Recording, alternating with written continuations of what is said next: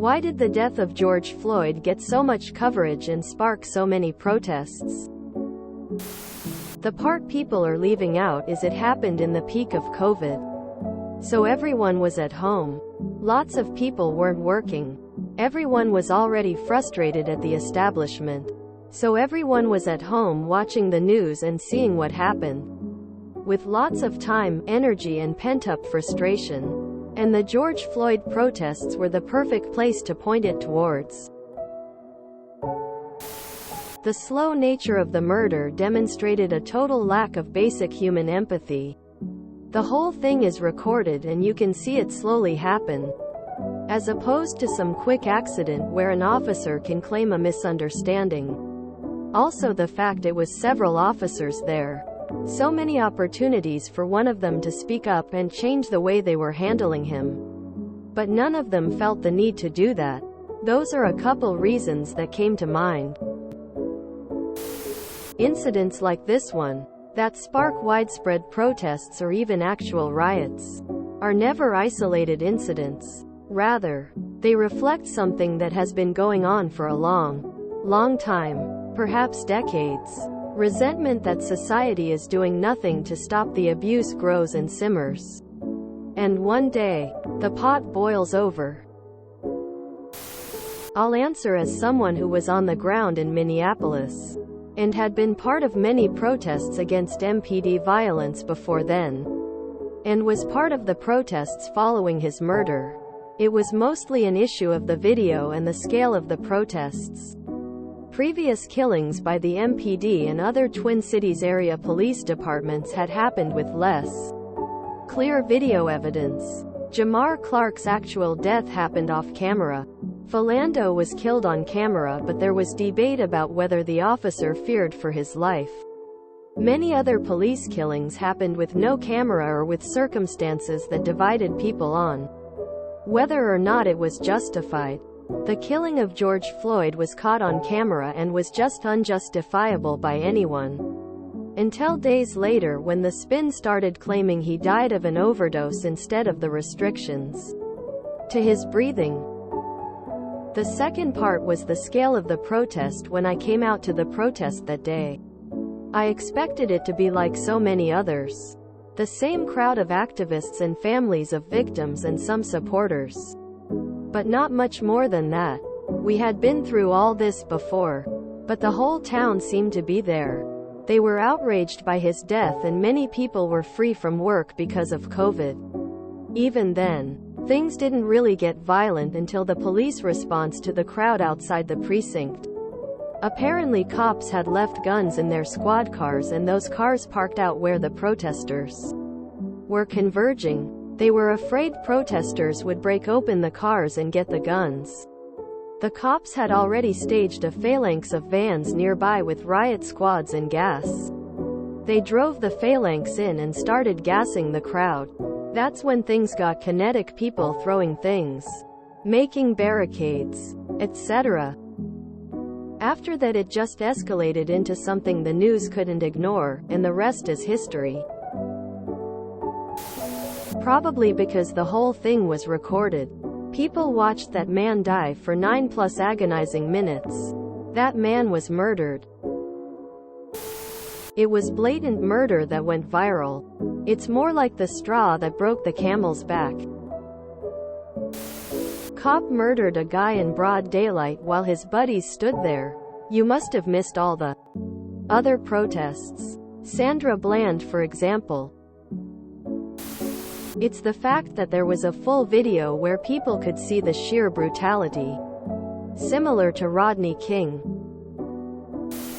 In the video, the way Derek Chauvin stares into the camera, you can see that he's actually taking pleasure in what he's doing and is proud of it.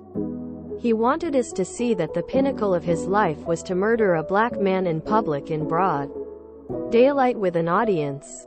For me, this event was the beginning of realizing that the police force is designed to harbor the most sadistic psychopaths in the country. And they seem more than happy to keep providing us with examples of that. Because they literally murdered him in cold blood, in broad daylight, in front of a crowd. because a store clerk thought Floyd had used a fake $20 bill. Chauvin kneeled on his neck while he repeatedly said he couldn't breathe, and even cried for his mama. Have you watched the body cam videos? They squished his airway for 9 minutes and 29 seconds, while bystanders yelled and pleaded with the officers. And Chauvin ignored it all while keeping his knee on Floyd's neck for an additional 2 minutes after he became unresponsive, and the 3 other officers did nothing to stop it. I suggest watching the videos, although I will caution you because it's difficult to sit through. Not as difficult as police interactions as a black person, though. It was a tipping point. It wasn't the first time police were caught on camera brutally murdering someone. But the tension had been building up for years, with unnecessary police brutality on the rise. And to add insult to injury, abusive cops never got punished for doing things that would certainly land a civilian in jail. After years of putting up with it, the civilians finally snapped. It got so much coverage because it was spectacular. An entire nation in chaos. Fighting, marching, protesting and rioting for change because the legal system had essentially failed. The USA was one step away from giving its police a completely unrestricted license to kill, and the people did not like that idea, so they acted, which is a rare thing to see. Because the main video, backed up by the police-owned body cameras, showed glaringly and blatantly raw, without filter, without spin, start to angering finish, that too many police officers work like they have a license to murder anyone. But especially like killing unarmed black people. The black community's reaction, "We told you so," turned from just angry to absolutely livid, reacting to the Minneapolis Police Union president wanting and working to put Floyd's murderer and fellow Trump supporter back on the street without any discipline or even a reprimand. So telling, in fact, that a number of states and some cities trying to outlaw or make illegal citizens videotaping and posting police treating anyone the same way also sparked mass protests in those cities and states, because those politicians wanted to keep police from being caught abusing and murdering citizens, and paying the lawsuits that come with the cops getting caught on indisputable video. To reference old cartoons, he was the feather that fell on the stack that many people were already carrying. The death tolls of COVID, the medical care disparities being exposed yet again, this time in COVID outcomes, the attempted kidnapping of a governor, the killing and town cover-up of Ahmaud Arbery, Spelling, the guy that was killed for sleeping in a Wendy's parking lot in Georgia, and George Floyd, all happened within a short time window. Also, just watching the entire 9 minutes of that ordeal, I remember when I saw that video, it was the first time my reaction wasn't sadness at brutality, what it was anger. I yelled at the TV. I've never reacted like that before, so if I reacted that way, it's not a leap for me to understand that someone else out there is having a bigger reaction than I did. Take that and add it to the regular cycle of police brutality. People getting rich off COVID almost overnight, and quarantine set people off on a lot of dimensions all at once.